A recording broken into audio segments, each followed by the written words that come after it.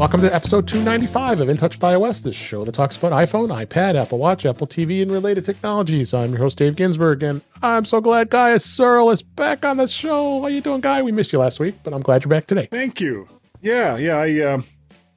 When I nap hard. And didn't I call it? I said he was probably napping. That's okay. That's exactly what you said. Yeah. Good to be here, though. I'm so glad you're here. Yes, we're happy. The sleep, it paid off because you look beautiful. You do. It's that glimmer. I feel so pretty. So glimmer, but welcome to In Touch Asleep. Yeah. And that voice was Ben Roethig. Thanks. How you doing? Glad you're here. I am great, Dave. Glad to hear it. Weird weather, to say the least, but... Yes, it was. There was some wacky weather in this Midwest, we call.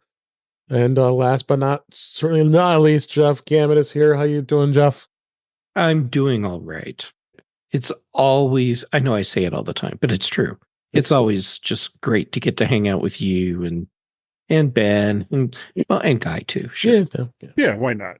No, it's always great to hang out with all of you guys, and we always have a great time because we're here to do the show. There's all kinds of great stuff this week.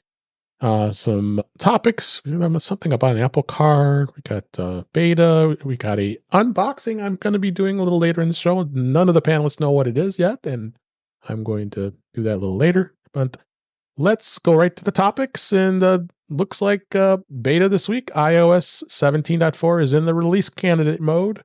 They released it for all versions of an iOS, iPad OS, TV OS, and Watch OS. It's all out. And this is the seeded candidate, and it looks like it's pretty imminent. We're going into March that it's going to get probably released to the public. I would anticipate next week. We've talked about all kinds of the fun things that have been released on it, including the Apple Podcast transcripts, emoji changes, bug fixes, and all kinds of other stuff. What's it looking like, Ben, on your phone this week? Yeah, I'm up to the release candidate. And if anybody's wondering why iOS and iPad OS are release candidate and everything else is in a next beta, well, it's probably not quite ready yet, but the EU deadline of March 6th is the EU deadline of March 6th. That is true. So we could anticipate. That's fast approaching. Like we can anticipate that. Maybe they'd release it a few days before that, next week as we record, because this is the February 29th. We are in a leap year this year. So it's as we record. So we're going to be right into March starting tomorrow. And I would anticipate next week. Apple's usually good at doing Monday, Tuesday releases. So yeah, I was going to say like a Tuesday. Yeah. So it's going to be full of bug fixes. We got an article here on 95Mac just kind of going through some of the bug fixes. I will obviously get most of the details once it's officially released. One number of them are going to have things like stolen device protection now supports the option of increasing security in all locations. Battery health settings will show the battery cycle count, the manufacture date, and first use on the iPhone 15 and 15 Pro models. I like that. I mean, that's interesting to see what that goes. And a number of other things here. I'm not going to go through all these, but there was an issue with the dual SIM. Users, when the phone numbers change from primary to secondary, and it is visible to a group that they have messaged. So I guess I will fall into that since I do have a second line in my iPhone. But I think we're pretty much going to expect it next week. Still not doing it on the iPad, Jeff? I have to figure out where the charger for this iPad You still haven't found it. No. And, I could just buy a new charger. That's not the point. Yeah. The point is I have so many that I can use on this iPad. I just can't figure out where they are. Yeah. But any of them at all? Yeah. They're all gone. They're all over there somewhere. They're somewhere. So, yep. So that's a lot of things that are going out next week. We'll see where it goes with beta. Take a look at some of the bug fixes we're talking about here. So let's move on to the next topic. This has been kind of a hot story this week. The Apple Car project was scrapped. It was canceled by Apple, and they did spend quite a bit of money, as we're finding out as we record this the article here in Mac Rumors saying that Apple may have spent more than $10 billion on the Apple Car project before they canceled it. And while they did spend $10 billion, over the last decade, this is a report actually in the New York Times. That's a pretty credible source here that details the issues with the project faced during development. Apple first launched it in 2014 and let it flounder for more than a decade before just killing it this week. Money was spent on research and development, along with thousands of Apple engineers and car experts that worked on the project. Some employees with Apple are said to have suspected that the endeavor was likely going to fail from the beginning, and referred to the car as the Titanic disaster instead of Project Titan. I like that. Tim Cook had signed off on the project, but members of the car team knew that it was going to be close to impossible. An electric vehicle with self-driving capabilities would need to cost at least $100,000, and it would have razor-thin margins and stiff competition. And Apple's not known to be doing anything with razor-thin margins, as we well know. So, what do you think, Ben? Where did it fail? I just don't think this was like they said. This wasn't something that was going to happen. I was very skeptical from the beginning. How about you? Yeah, I think the answers lie within the headline for that New York Times article. Yeah. Apple wanted to move past the traditional car model. They wanted to go to something innovative, something voice controlled. And we're at a point where between laws and technology, that just can't happen right now. Yep. Oh, yep. I would agree with that thought. What do you think, Guy? You doing Guy's daily drive? Would you have driven an Apple car? Well, sure, it would have made that a lot easier to do. I could just concentrate completely on my content. I am still not convinced that they were at all serious about making a car. Yeah. I don't care what anybody says. There was absolutely nothing concrete that showed that they were making a car. And when you consider, all of these other companies, Lucid and, well, not so much Tesla, I guess they're one of the few, again, quotes, success stories out there in new car startups. It just didn't seem to me that they were really serious about it. I think that what a lot of people have said is that they were using it as a way to develop some new technology, whether that was AI or whether that was like stuff that they wanted to maybe license out to other actual car manufacturers. I mean, who knows? But I don't think that for, this was like, who was it that kept saying that Apple was going to create a TV? And that went on for years. Gene Munster. Yeah. Who has been quoted here as well. Yep. Yeah. And I'm sorry, how many TVs did Apple actually sell? How many did they actually release again? None. None. So I think the car was along those same lines. At most they may have built a couple of them to use for updating Apple Maps and have them drive around town, whatever. Mm-hmm. But I don't think that they were ever really serious about making a car. Yeah, agree. Yeah, honestly, I think I would be surprised if they even got to the point where they actually made their own vehicle. It was just interface. Yeah, they're slapping their tech into other people's cars or simulators. All right, Jeff, how about you? I know you have a hypothesis on this one. I don't know why you would think that. I think Apple was more serious about producing a car than Guy thinks. Although I think Apple was giving themselves an out with the project. So if it didn't pan out, they knew they were getting technologies out of this, and AI is one of the things that Tim Cook said that the car project was for, without straight up saying we're making a car. Yep. I think ultimately what happened was that as the project continued, they realized that the end goal for the car was a moving target. And it was a moving target that as the years went by, it made less sense to continue to try and pursue that target. And I've been thinking about it over the past few days, which why would I bother just spending my time ruminating on this? Whatever. I think another problem is that they didn't have a manufacturer partner lined up. And without that, it doesn't matter how well designed your car is and how far in the process it is to being ready to actually be manufactured. If you don't have the partner to build it for you, then you're not making a car. Yeah. So I think we hit the point where Apple was like, we've got all these other technologies that have come out of Project Titanic, and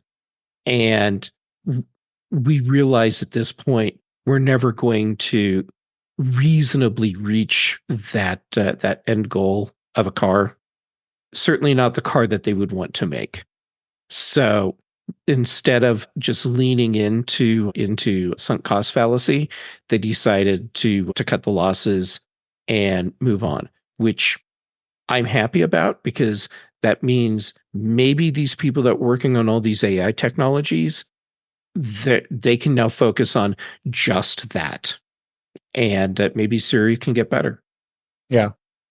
We got people in the chat this week at youtube.com/intouchwithios. Actually, you could go ahead and you tell us your comment, Ben, about you wouldn't be surprised that the CarPlay came from Project Titan. Yeah. Or at least the new version of CarPlay, because it does seem like one of those where it's designed for a full vehicle. Mm-hmm.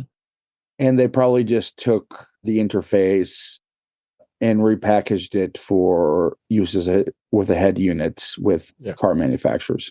That seems totally plausible. Absolutely. And we'll also welcome Cletus. To see you in the chat this week. Good. Thanks for being here.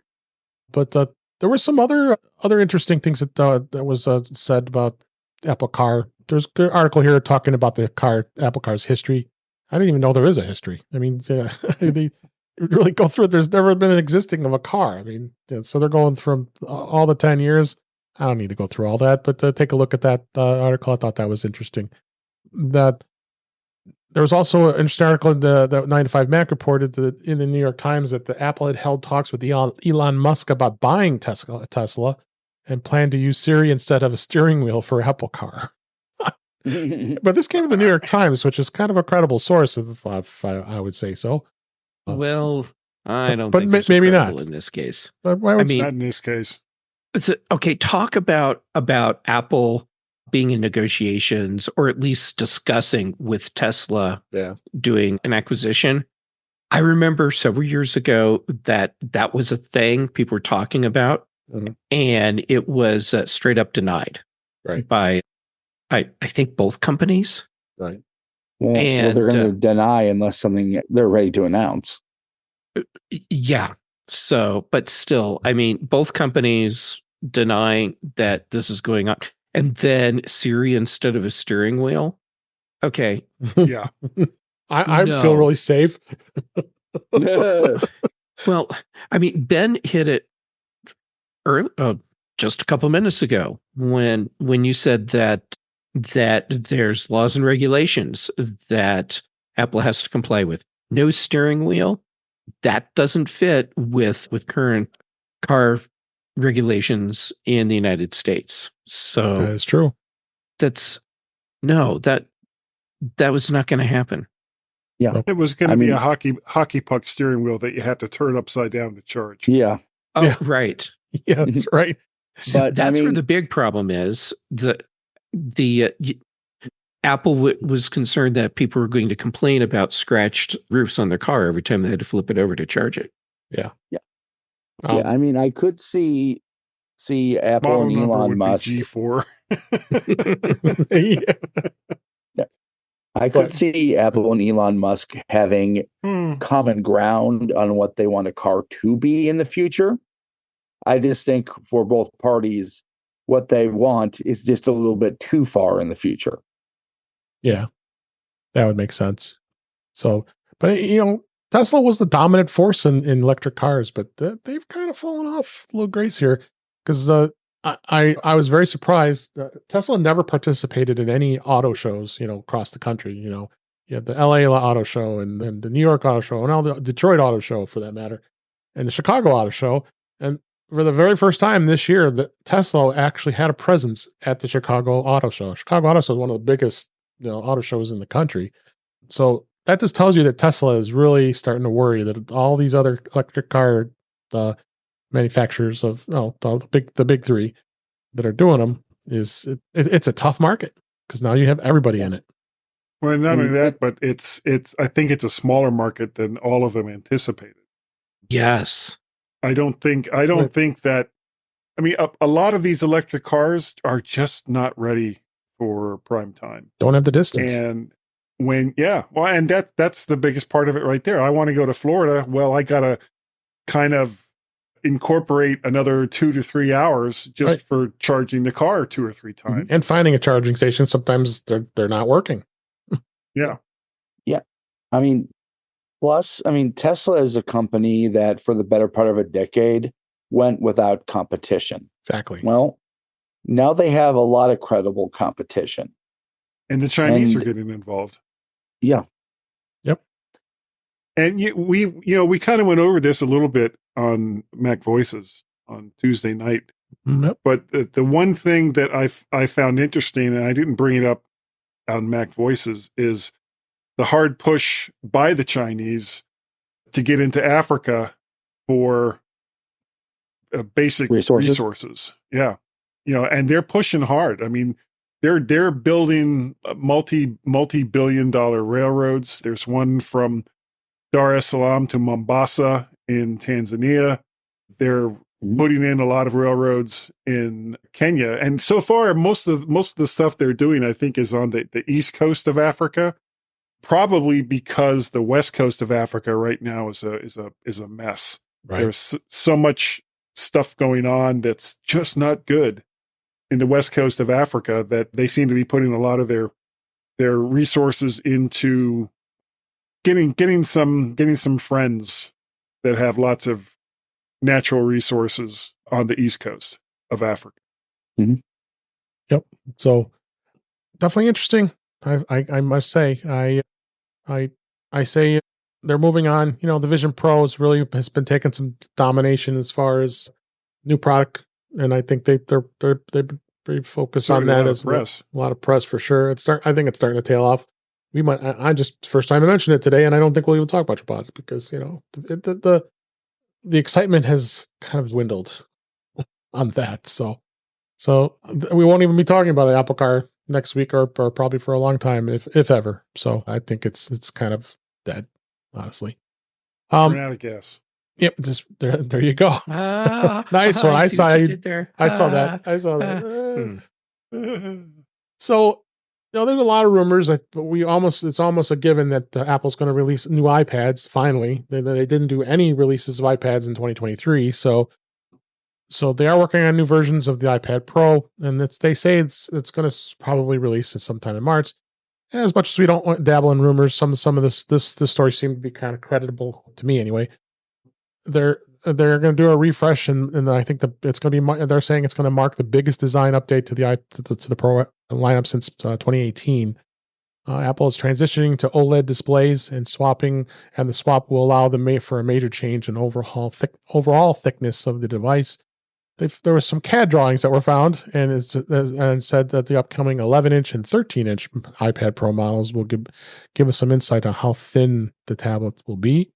So they're showing some dimensions here, what it's going to be like, and then I'm going to go through some of these things. And again, it's a 13-inch iPad Pro, so you're getting another 0.1 inch of a screen space here. So, and then go through some dimensions, sizes, and stuff. So I think it's imminent that we're going to get new iPads. It's just that's the first time I've really seen them actually have CAD drawings and talking about the exact dimensions of something. Obviously, they got leaked. What do you think, Joe?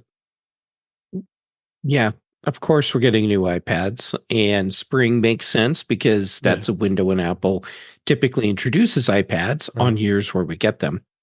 Seeing the CAD drawings, well, okay. I mean, they look plausible, but to be fair, it doesn't take much for people to generate CAD drawings. True. Yeah. So I will take this with a hefty grain of salt until I actually see what Apple is introducing.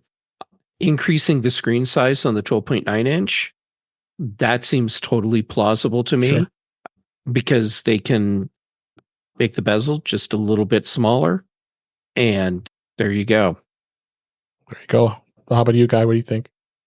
Honestly, I just bought an M1 iPad not long after they came out, That's why I have to. and it's been a great device. And I look at it the same way I kind of look at my iPhone. I'm still on an iPhone 13 because the iPhone 13 was an awesome phone. It works for you. And there has not yet been an update big enough for me to replace the phone. So where's my incentive for replacing my M1 iPad? I just don't see it. For a 0.1 inch difference in a screen, and maybe it's a little bit faster. Well, what I'm using my iPad for now, it can't. It's not stretching it in any stretch of the imagination. Now, if they had gone to a 14-inch screen, okay, well, that's a big change right there, and Sure. maybe I would have liked a little bit more real estate. But for a 0.1 inch increase in screen, assuming that all of this stuff is actual reality, just doesn't do it for me. And Apple is kind of to blame for the lack of iPad sales, not because it's not a great device, but people get one and they find out that 2, 3, 4, 5 years later, everything that they use an iPad for, the one they have, is still working great. Yep. Same thing with the phones. Your inability to find a valid reason to upgrade from your M1, totally get it. I don't even have an M series iPad Pro. It is a USB-C model, and I still haven't been able to justify replacing it. Yeah. And this model, depending on the features, might be when it's time for me to look at it, because then I can start doing things like hover with an Apple Pencil. But overall, I cannot find a valid reason to today to replace my iPad Pro, even though it doesn't have an M processor in it. Yeah. Yep. I had a 2018 and I struggled. I mean, I went ahead and bought one, but I didn't need to replace that. Nope, I do video editing on mine. Yeah, I did. I was doing podcasts in 2014, including video editing on an iPad. I didn't even take a laptop with me to the very last Macworld Expo. Yep. A great experiment. It took me 2 to 3 times as long as it would have been on a regular Mac laptop, but I was able to do it. Mm-hmm. All right, how about let's get you in bed. Let's get you in bed. What do you think? I find these completely plausible because we are most likely weeks away from the launch of these. Mm-hmm. How many weeks is up for debate? And the only people that win on that debate are Apple.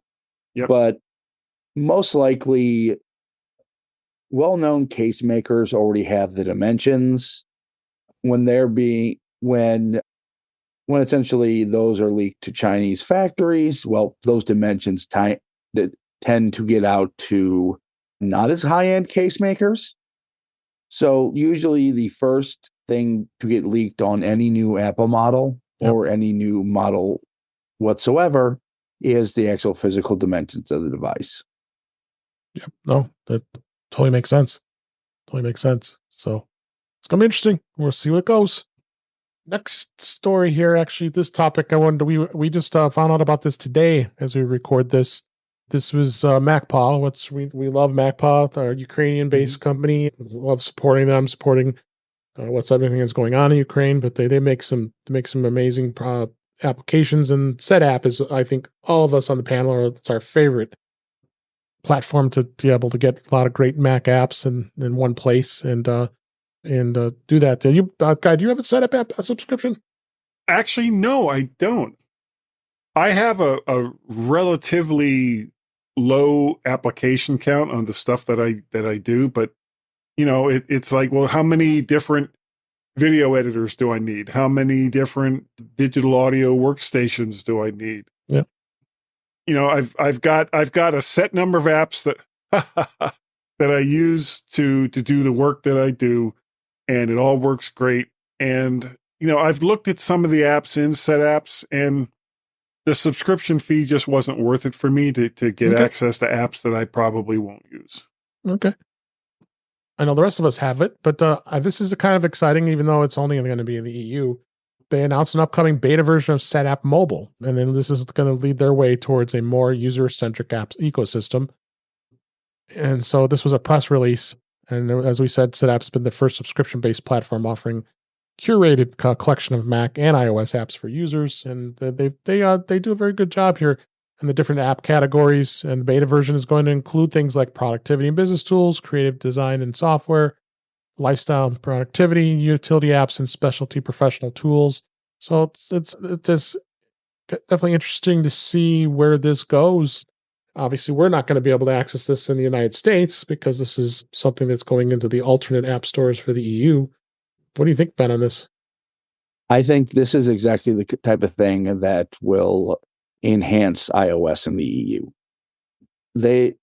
MacPaw is a very trusted company. Yes. That themselves makes exceptional products and takes a lot of good care to come up with partner products for the SetApp for Mac. Yeah. Honestly, this is the kind of company that kind of goes directly opposite of the narrative that these alternate app stores are inherently unsafe. Yeah. Because this is the model of how it should work. Yeah, I think it is. It's just, fortunately, I'd be interesting to see if anything happens in the US after this is all out, and maybe Apple reconsiders. I doubt it. What do you think, Jeff, on this? Yeah, I'm with Ben. This is the company to look to for a legit EU alternative to Apple's App Store. Mm-hmm. MacPaw has a solid reputation. Now, as far as will we ever see something like this in the United States, I think eventually, yes. Yeah. I think, I'm sorry, go ahead. I didn't mean to interrupt. I will wrap up super fast so that you don't lose your thought. I think it's inevitable that eventually we will see changes that push Apple to make the change on their own or to do it through governments forcing them. Mm-hmm. Okay, go ahead, Guy. Okay, no, I'm trying to grab that thought. Where did it go? I think the big difference between a lot of the alternate app stores and what MacPaw wants to do is that with SetApp, you're basically paying one fee per month for access to all of these different apps. So it's not like you're having to say, okay, well, I'm going to spend a little bit of money here and get this app, and I'm going to spend a little bit of money there and get this app. It's basically like, okay, you give us, 20, 25 euros, whatever it is per month, and you can pick and choose between all of these different apps, install them, delete them, do whatever you want with them. It doesn't matter. And you're not going to be charged an extra dime for each one of these apps that you decide to use. And I think that's the big difference between what MacPaw is trying to do with SetApp and all of these different stores, including ones like Epic and so many of the other ones that basically they're going to try to nickel and dime you to death. And if they can get you to download useless apps that don't only cost 99 cents, well, that's 98 cents that goes into their pockets. Yeah. That makes sense. That makes sense. So, all right. Now I'm going to move on to an unboxing. I've been looking forward to this. You guys don't even know what it is. I know. Is it a good thing we're all sitting down? Yes. I think it is. Well, yeah. I know Ben's going to look at cereal. I know Ben's going to like this, but I'm going to bring it up on the. Yeah, I think Dave's also going to use this as his cool thing tomorrow. If I'm on the show, you already did this cool thing. Oh, nice. This is the Belkin. As for people listening, the auto tracking stand pro with DockKit. Ben, you actually recommended this on the Mac Show last week, and I bought it, and actually got a really good discount on it because I found like a 15% coupon and it was free shipping. So it just arrived like literally. I just got it like about 2 hours ago, so I haven't even looked at it yet. So going to do an unboxing that here. must have been driving you crazy. It was. I had to open it, but I wanted to open it. But so we'll unbox it here on camera. But this is supposed to be a real cool thing. This is the DockKit, but I didn't even know that DockKit existed. Did you guys? Did you? Yeah, it was in WWDC. It was okay. So there's much to this. It looks like it. I mean, this is the stand here, and all you have to do is it's got NFC, and you put the phone down to it, and NFC will connect to it, and this thing is going to follow you around like it just moves back and forth and follows you. I don't know if it's like charged yet. 360. Yeah, 360. I don't know if this thing's charged yet or not. So, but I could get lucky. So it just goes down and it charges it. Then you're going to put your phone, right in front of this to get it to sense it from the NFC here. I don't know if this is going to crash and burn, but I think you could do that. So I won't be able to get it to work, but I think this is going to be a cool thing. So, what's that? Go ahead. What is that little round thing at the top? Is that a charging? That's MagSafe. That's MagSafe. So then the phone is going to go on to the MagSafe device like this, and then the phone follows you around like with the camera. So this is basically like an auto tuning moving into the device, so it'll move with you. So it's the base spins and it'll connect, and then nice. It goes right from that. So it goes right to Bing. It goes to Bing when I tap. Is that I tap Bing? Yeah.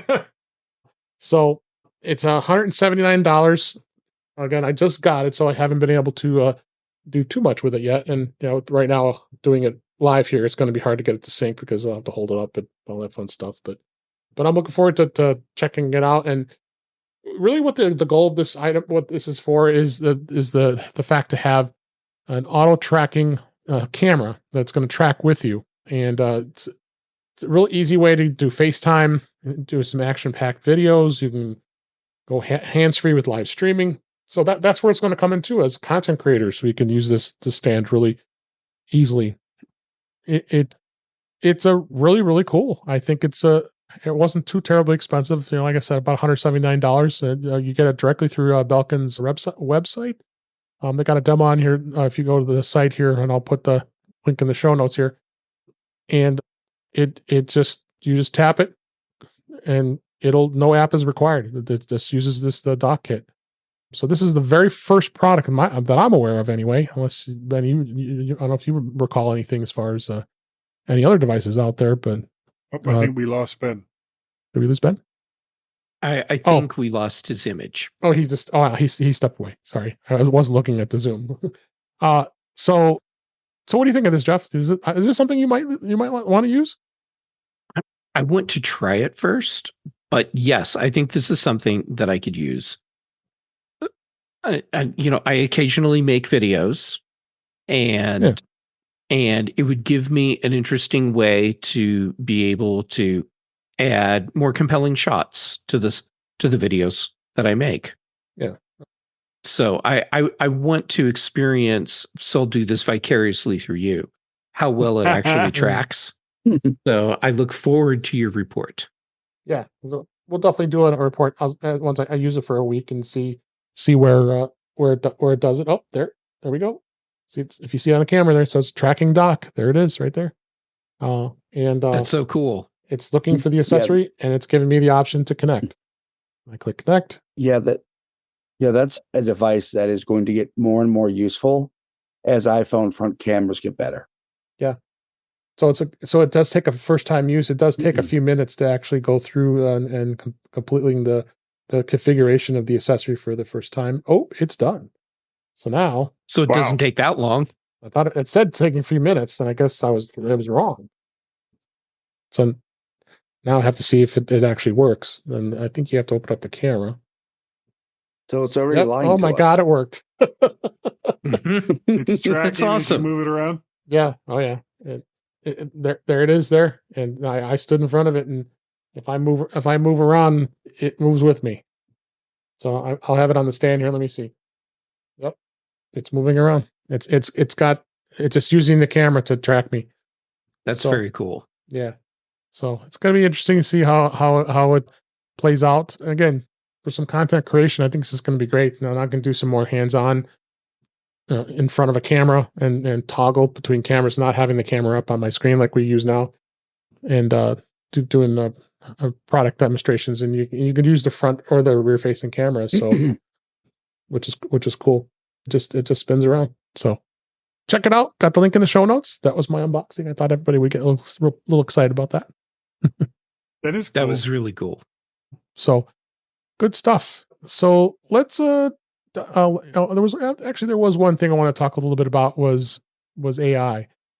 Where is Apple going to be with AI? And is it something that we really should be thinking about as far as what AI does for Apple?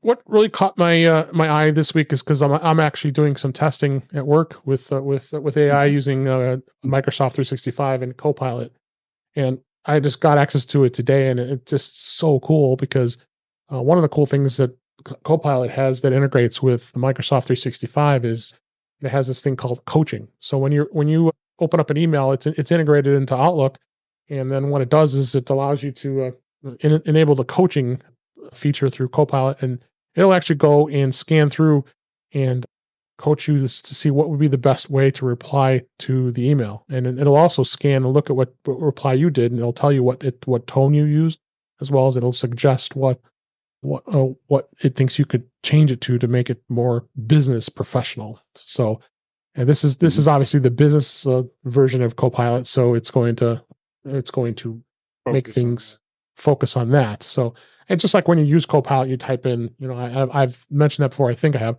When I've wanted to do, let's say, a presentation on OneDrive, I type in, create me an outline on OneDrive for Business and I want to do it for 30 minutes and tell me, and we want to really focus on tips.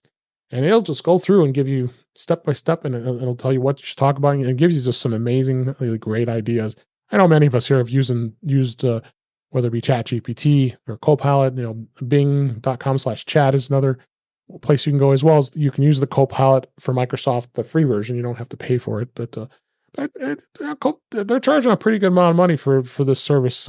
If you want to get more of the advanced features, especially Copilot, I think on the consumer side, it's like $20 a month. So that's a pretty good amount of money it has to be pretty serious with this stuff.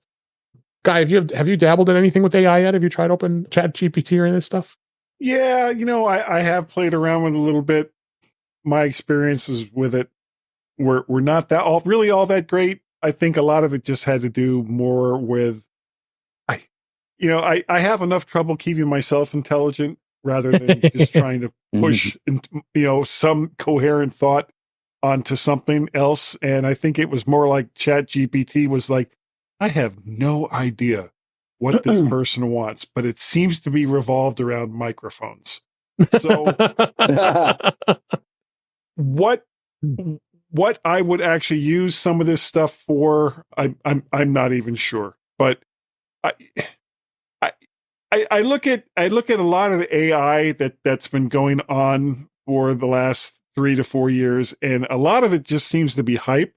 Mm-hmm. So we'll see where it goes and whether it's going to be worth the investment that all these companies are putting into it. But again, this isn't really AI. It's machine learning. And so I'm just kind of withholding judgment until I can find a use case for it for myself, I guess. So Apple is doing a lot of internal testing and development. And Tim Cook did confirm they are looking at AI. They have to at this point. I mean, every other company, Google, Amazon, Microsoft, all the big players are already really getting heavily into it. So as I just described previous here, so they're doing something called the engineers have been referring to as Apple GPT. Of course, they wouldn't want to ever use that naming for a consumer product, but they're just doing that as an internal thing here. And then they're also mentioning this article in Mac Rumors, 95 Mac Rumors, that's asking for Apple support. Ask for Apple support advisors. They're testing a AI tool like that. AI for Siri. I wonder how that really will be something that will work well, because S Lady is, not the greatest when it comes to things, as it needs some pretty vast improvements. And one interesting thing is, and I think most companies are doing this these days, is third-party AI is banned at Apple. So Apple employees cannot use ChatGPT or GitHub or CoPilot or any other AI tools, because Apple is concerned, like any company, that it could be leaking out confidential company data. That's a smart move. And I think that's a smart. I mean, who I work for is the same thing. You'll have people companies will create sandboxes. They could they could work within the four walls of the company and not be concerned that you're putting in company information and potentially leaking anything out that you shouldn't be. Well, if you put company information into ChatGPT, you were leaking company information. Yeah, anything. Right. Yeah. And that's because ChatGPT and other similar LLMs, part of the agreement that you probably don't remember agreeing to, says that all the content that you put in stays in and is used as part of future training. Right. Which means that anything you put in could potentially be regurgitated out to someone else. I don't use these tools for work because I can't not have content that I'm creating for any of my clients going out as part of a training model. There, non-disclosure agreements. I can't do that. Yeah, you should do that. Not that I would want to generate a whole article using ChatGPT. That said, people are continually talking about Apple needing to get into AI without realizing Apple has been very deep in AI for a long time, and you're using it on a daily basis if you have an iPhone. Yeah, go ahead. Offer up the examples I was about to do, please. Yeah, like Guy just said, it's called ML from Apple. And they literally have cores built to power this right into every A, M, and S series processor. Right. Yeah. All those cool things that you do with photos in the Photos app, that's AI and ML that's making that happen. Yep. And the whole thing with your iPhone learning your routine and suggesting apps when it thinks, oh, this is a thing you're going to do, learning your schedules, so it can anticipate and tell you, hey, you usually leave for work now, traffic's bad, you should leave earlier.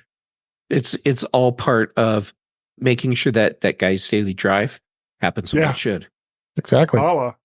Yeah. Now, what Apple hasn't been doing publicly is the flashy, broken stuff that we're seeing from OpenAI, from Google, from Microsoft, where you get the really bad generative language content that just gets dumped out. And that's not AI. That's a large language model, a mathematic algorithm predicting what the next most likely word is going to be based on a prompt that you gave it. That's not AI. And there are ways, however, to incorporate what you're doing with an LLM into an AI model that potentially could enhance other things that you do.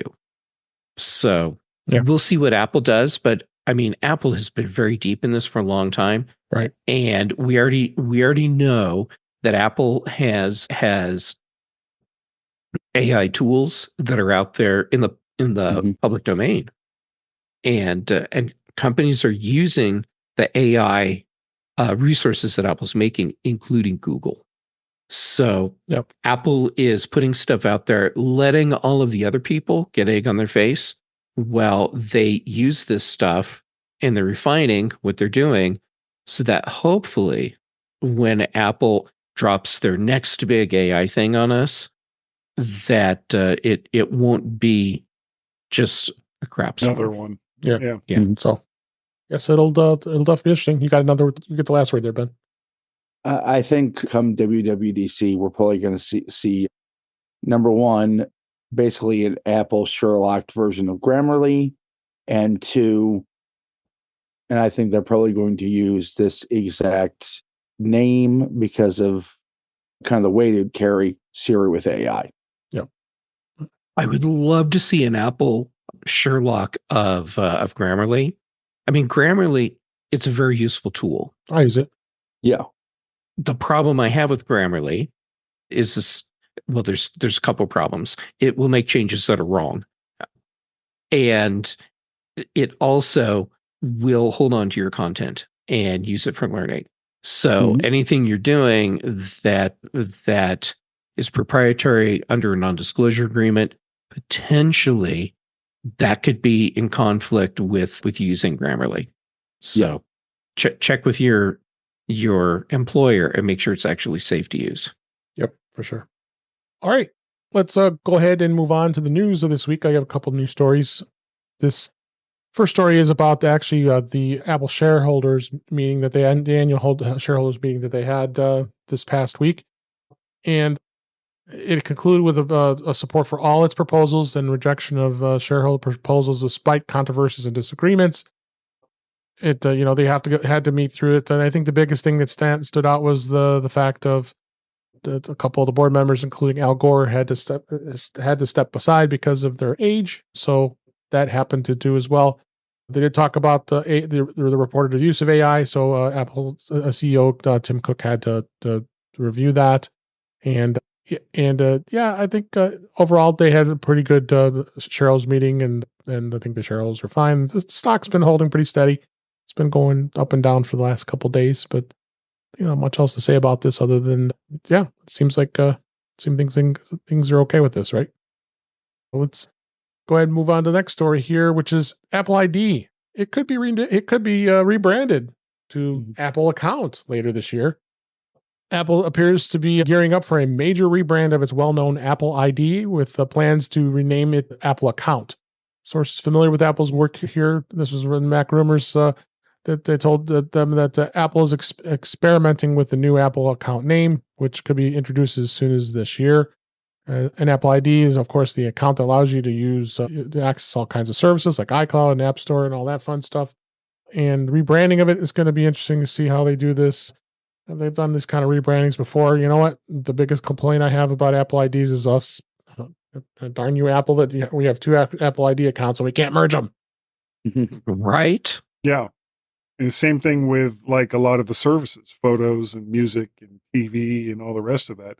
You can bring people in, but you can't each have your own stuff and say, oh, okay, I want to watch, our two accounts, even though they're not merged, we're a couple, we're a married couple or whatever. Right. So right now we want to watch Power Rangers.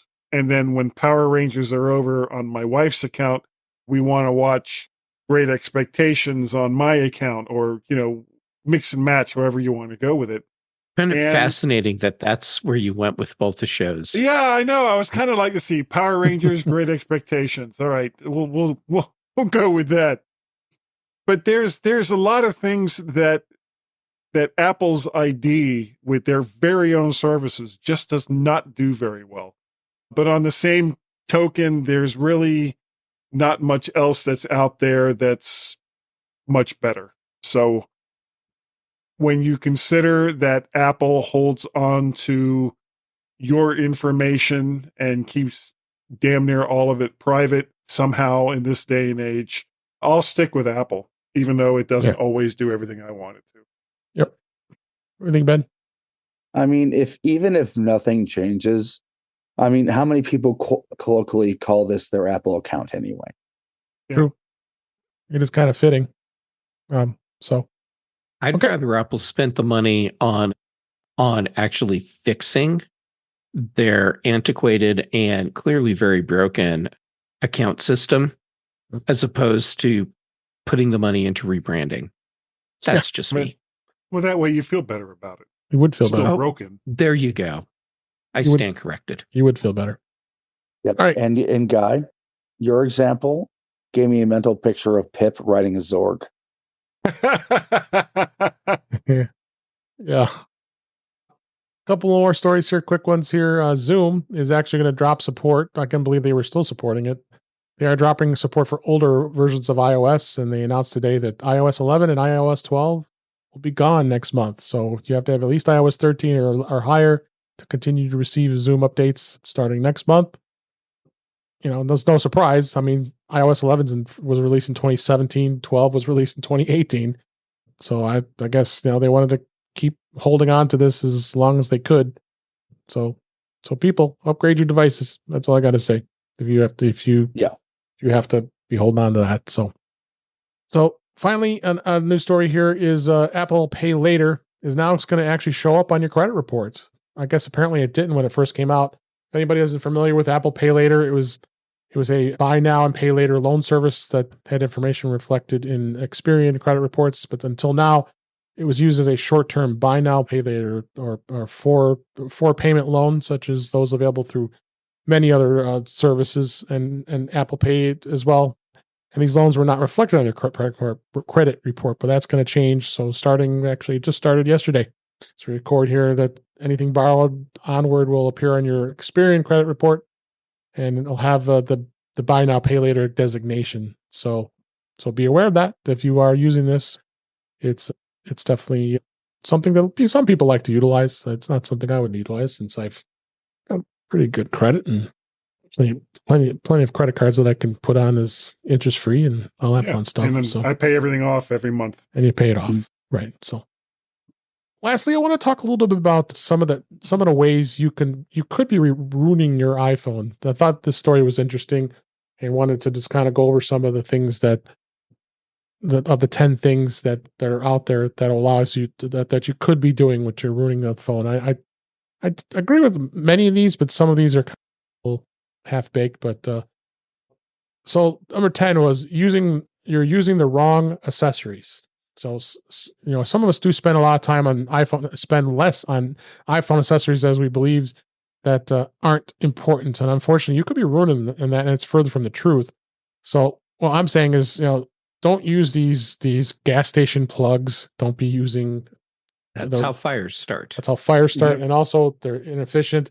Apple does have an M5 made for iPhone program, and you want to make sure that the connectors are always certified M5 by Apple. So don't go to Walgreens and buy those crappy things they have sitting on the quickie stations when you're at the checkout. So that's probably one of the most things are. Yeah. Go ahead. Yeah. Anybody has comments? Yeah, just one thing here. Also, when you're going for any third-party cables or chargers, go for brands that are well reviewed and tested, like Anchor or something like that. Yeah, Anchor, that type of thing. Just because they say they're MFI on Amazon or some other site, or at the gas station. The gas station. Yeah, at the gas station. That doesn't mean they actually are. Yeah. So be aware of that. And the other thing they say is using your iPhone while it's charging. Having to wait to use your phone while it's charging doesn't sound appealing to anyone, but what's worse, you're ruining your iPhone's battery, they're saying. Whenever you charge your iPhone, you need to use it very lightly or even leave it alone as much as possible, because when you use it starts that. I don't know if I agree this one. Because I mean, many of us, like I know family members have external batteries that they put on they hold with their iPhones to charge them and use them at the same time. So this one, I don't think I kind of agree with. Go ahead, Jeff. And I know you had an opinion on this. No, I don't agree with this one at all. And considering all of the technology Apple has developed to help improve and maintain battery life, right? If you have stuff to do and you want to plug your phone in while you do it, then do it. Also, how are you supposed to use your iPhone for navigation in the car, right, if you don't have it plugged in? Because that's how you're going to do it. Yeah. Mm-hmm. Yep. So 3 words: car play. Exactly. Yep. So yeah, I'm kind of skeptical about this when it comes to that. And I agree with that when it comes to this. So now a lot of people say, are you keeping your battery healthy? Do you fully charge your phone and let it fully drain? Some people do, some people don't. That's why we have that new feature called optimized battery charging, where it learns your charging patterns and uses the 80% mark. Are you guys using that optimum battery charging? Absolutely. Yeah. Yep. Turned it on as soon as it was available.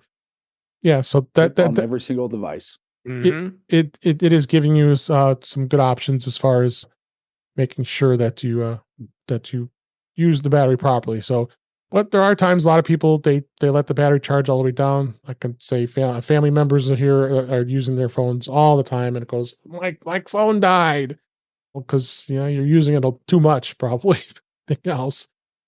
So important to do that as far as that goes.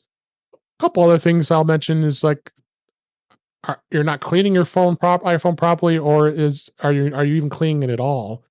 Make sure you use good wipes that you're wiping it with. You got to use the Apple polishing cloth, so you got to buy that. So that's important. But I'm just kidding. But yeah, just keep your phone clean, because if you're not cleaning it, there's a lot of bacteria can build up if you're not, and you're putting a lot of germs, and people are eating food and touching it and all that stuff. So important to call that. You guys agree with these? I agree with that. Yeah. Yeah, clean your phone every now and which then. remind me. Yeah. Don't use Clorox wipes on your phone. No. Yeah. Even though it says right here in this little article, use Clorox wipes, followed by don't use bleach or hydrogen peroxide. Right. Clorox wipes, bleach. Hello. Yeah, it's toxic. A couple other things I'll mention is you're keeping your iPhone storage too full. I mean, I don't think we have that problem really more that nowadays, because I think most people these days have at least 64 gigs of space on their iPhone, don't you think, at this point? Or maybe even 128 for that matter. But just be aware, don't let your space run out, because it's going to really slow down the performance of your iPhone a little bit. Yeah, but it won't ruin your phone. It won't ruin it. Your phone's just potentially slower. It's going to slow it down, and and you're going to be unhappy with not having space to store anything, and your photos won't store. Yeah, so it's going to ruin your afternoon, not your phone. Yeah. All my pictures of Clorox bleach gone. If I'm right, that's right. A travesty. Yeah, exactly. And lastly, I say is so important that you're not keeping your phone up to date. People, please. Oh my God. I hate when I see that little number 1 next to settings and you let it sit there and don't update your phone. I mean, Apple releases it for a reason. Me insane. Yeah. So it really does. It is really annoying when you let. I mean, I see that all the time, and people have all their red numbers.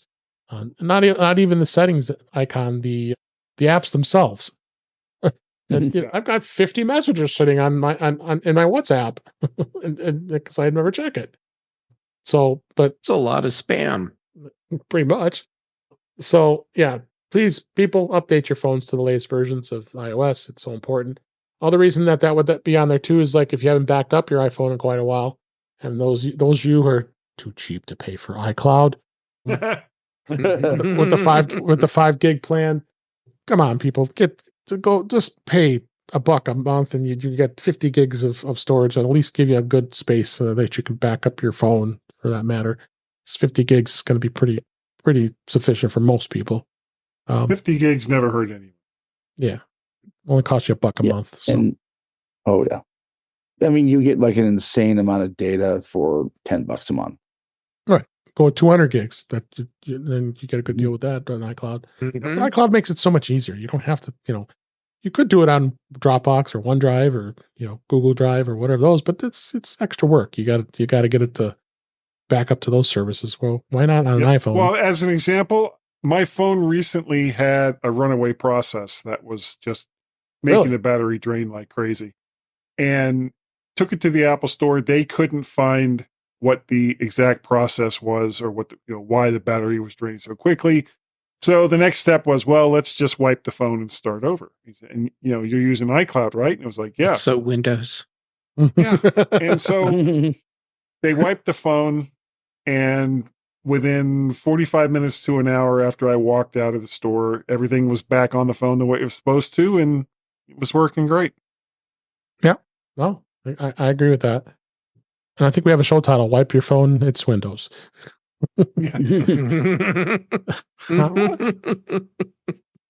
So I'm going to make sure I note that so I don't forget. We got to have some good show titles here. So yeah, no, I definitely agree with that. Yeah. I mean, it's so annoying to wipe iPhone because you got so much extra work after that to get it back to the way you want it.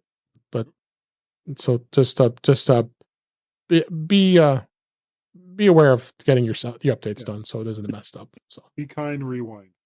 That too. So with Bold. that, very bold.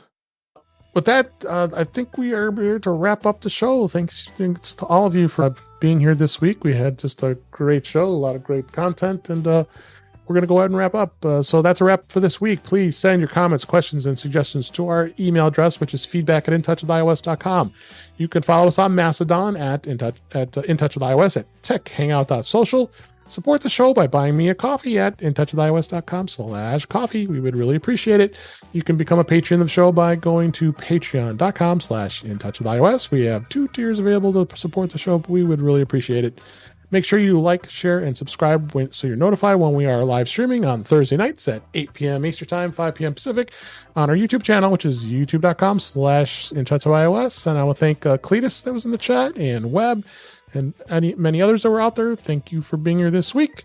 And we are going to have all the live streams that we record live, as well as all the shows, the audio portions of the show is on YouTube as well. Just to go check that out. Visit In Touch with iOS magazine on Flipboard, where many of the topics we discuss are flipped into that magazine. Please click the link in our show notes. You can subscribe to the show in your favorite podcatcher, including podcasts, Pocket Casts, Overcast, Apple Podcasts, and many others. But better yet, just go to our website, intouchwithios.com, where all the links to all the ways to listen to us is on our website. I am Dave Ginsburg, and you can find me on Mastodon at DaveD65 and Mastodon.cloud. And Guy Serle, thank you for being here. We always love having you. Great. And where can people find you? Well, you can usually find me every weekend recording a podcast with Gaz, the mymac.com podcast. Been doing that for a little while. You can also get a hold of me by sending me an email through the email client of your choice, and that would be guy@mymac.com. You can find me over on the X, Twitter, whatever those things are now. Mac Parrot and Vert Shark. I'm also on Counter Social and Mastodon.social as Mac Parrot. And we have a Google Voice number you can call and just leave anything that you want. And if you curse a lot, you make a lot of extra work for me, so don't do that. And that number is 703-828-4677. There's a guy named Marcus who does it quite often, and it really takes me a lot of time to go through and go, oh, God. Okay, no. And then bring over the little bitty eep sound so that it kind of goes over it. So much fun. But we have a good time over there. Oh, also, almost forgot, Vert Shark, the vertshark.com website, as well as Vert Shark over on the Tubes of You, and the revamped and pretty much the same as it was before, Guy's Daily Drive, that I'm going to try to do at least twice a week. So it's not every day, but I am driving. So yes, you are. Be safe. Drive safely. Always. And like thank you, Guy. You're pretty... Okay, Granny. Thanks, Guy. And Ben Roethig, thank you for being here. Where can people find you? Well, Dave, you can find me at Ben Roethig on the social media of your choice. You can find me at roethig.tech for my writings. On Tuesday, you can find me on Mac Voices with Mr. Chuck Joyner. On most Thursdays and Fridays, you can find me on the Big and Mac shows on the British Tech Network. And of course, every Thursday, you can find me here on In Touch with iOS Pittsburgh. Thanks, Ben. Jeff Gamet, as always, a thrill to always have you here. Where can people find you? It's seriously a treat to get to hang out with you, so thank you. Yeah. Okay. Where can you find me? How about Jay Gamet on social media? All of them. I'm active on Mastodon, Instagram, and Threads. Then shows. Chuck Joyner lets me join in on Mac Voices Live on Tuesdays. Dave lets me join in here on In Touch with iOS on Thursdays. Then on the British Tech Network, Thursdays, the Mac Show. Thursdays, the Big Show. Fridays, the Mac Show. Mark the date on the calendar. I actually caught that I was doing it wrong. Wow. Also, Brian Chaffin and I do the Context Machine, and then I show up on other people's shows every now and then too. All right. Thank you, Jeff. We appreciate it. And thank you for listening. We really enjoyed doing the show, and I hope you enjoyed listening to it. And until next time, we'll talk again soon.